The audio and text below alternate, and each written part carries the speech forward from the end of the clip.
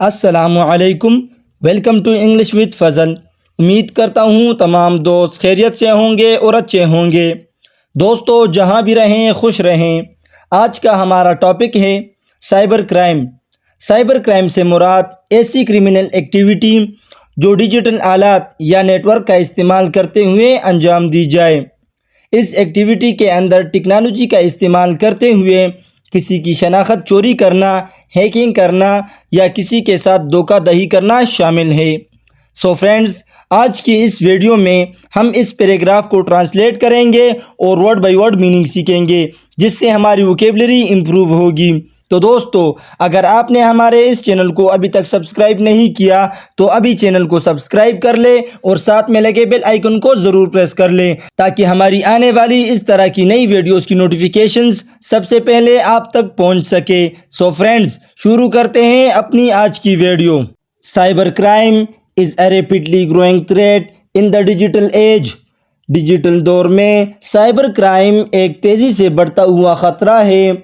where criminal exploit technology to commit illegal activities، جہاں مجرم technology کا استعمال کر کے غیر قانونی سرگرمیاں such as hacking، identity theft and fraud، جیسا کہ ہیکنگ، شناخت کی چوری اور دھوکہ دہی کا ارتکاب کرتے ہیں۔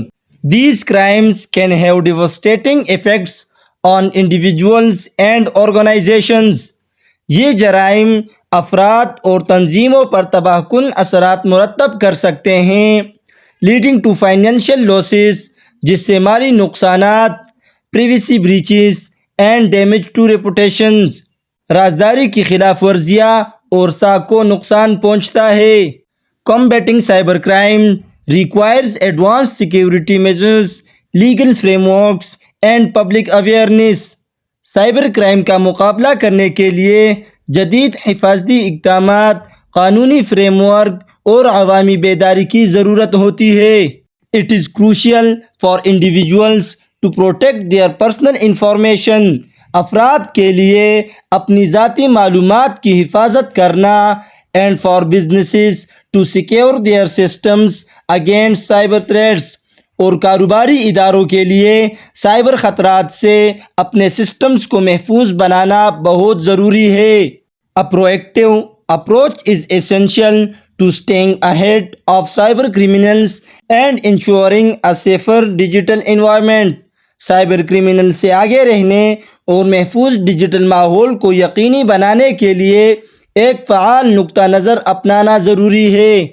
سو فرینڈز، یہ تھا ہمارا آج کا پیراگراف۔ اگر ویڈیو آپ کو تھوڑی سی بھی یوزفل لگی ہو تو پلیز ہماری اس ویڈیو کو لائک کریں اور اسے اپنے دوستوں کے ساتھ بھی شیئر کریں۔ ملتے ہیں اپنی نیکسٹ ویڈیو میں، تب تک کے لیے اللہ حافظ۔